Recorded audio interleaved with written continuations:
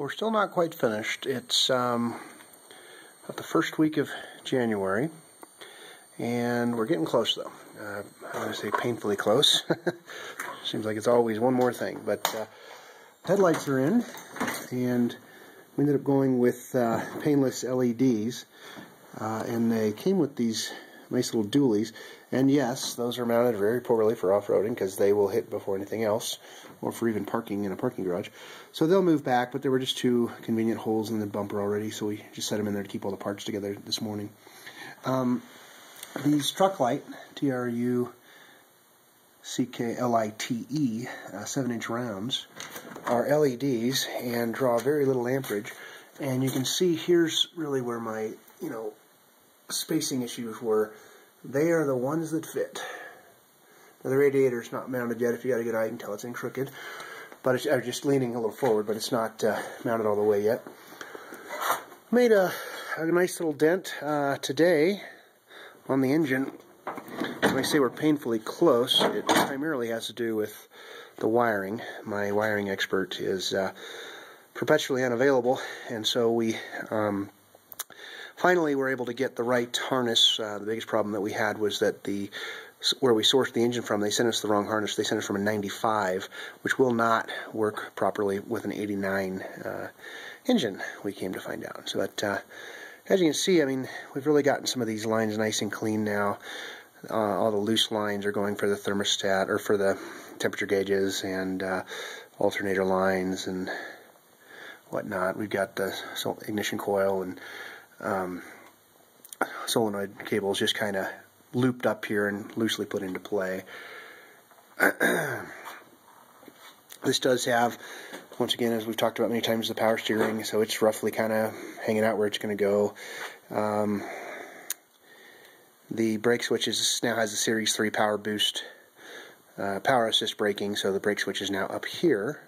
So those will all be run, and then there's just some extra lines here. We have a really nice custom clutch line that we did because we kept the original series pedestal and master cylinder. That runs down to, see if we can see this blue line right here. That runs down to the Ford clutch, which is just dangling right now for the slave cylinder.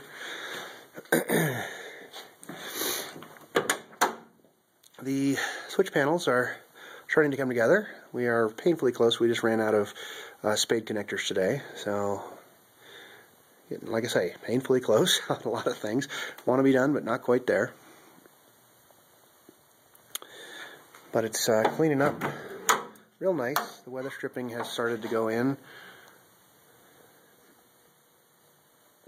Still working on it. Not the most fun project, but we have plenty of extra to go. Floorboard will go in later. We still have to actually take the seat box off one more time to work on the linkage for the brake. That has to be customized, as well as right now the transmission for high and low for four-wheel drive. There's not even a hole cut under that boot. I'm not even certain that that's how I'm going to do this, but those pieces are all being kept together neatly. The gear shift lever, for whatever reason, is a lot of bends on it. That will not work.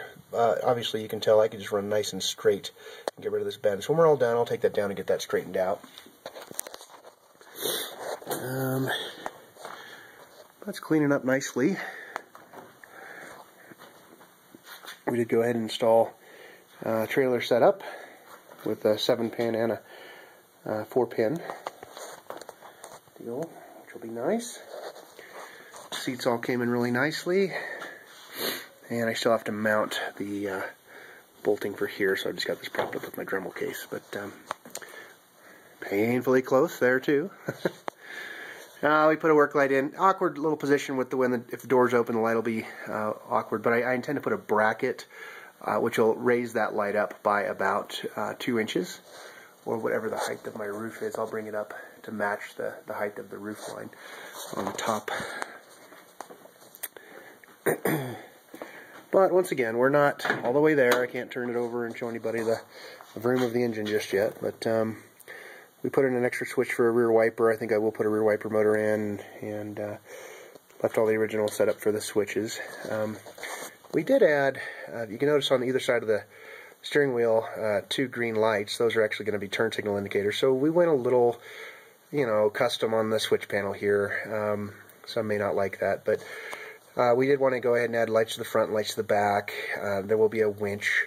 We did add hazard lights, so that's that gray you see there. I did my best to pull everything out of Land Rover equipment, so that's out of a Discovery. Obviously the instrument panel will be mounting in here soon enough. The EFI computer will be sitting back in this area here, then we'll put a panel over the front of that. So, dare I say it again, we are painfully close, but getting there. Our big goal for this week, the steering linkage is down being fabricated for the drag link per one of my other videos that we put on this series. So that's being fabricated. I should be able to pick that up Tuesday afternoon, and then my steering will all be completely tied together. Right now, if I turn the steering wheel, I do have everything actuated and working together nicely. But the drag link is clearly not connected right now. After that, we have some fabricating still to do. We want to fabricate how this will attach the radiator to the grill. The radiator bulkhead, I guess I've heard that called before. I'm not sure, but anyway. And then ultimately, the last little pieces that we have left to do will be to do, of course, the high-low range that we talked about for that connection. Beyond that, fabrication, the power steering pump fabrication will go in as well. You can see we just carved out a little loop here for it. The power steering pump will go in, and we'll do all the belts. We still have obviously a lot of engine wiring to do. But we're hoping over the course of the next couple of weeks to pick up the drag link on Tuesday, have the power steering all, the steering linkage all completed, just with the power steering yet to, basically activate. We will have to do the work on the high-low range, as I just noted. Likewise, at that point, once everything's kind of buttoned up here, we'll send it off to the shop to get the exhaust run, and then it'll come back, and then we'll attach the drive shaft. So those are being fabricated right now as well. The rear drive shaft needing to have an additional 2 inches cut off of it, and the front needing to have 2 inches added. So, wish I could turn it over and make it purr, but we're not quite there yet.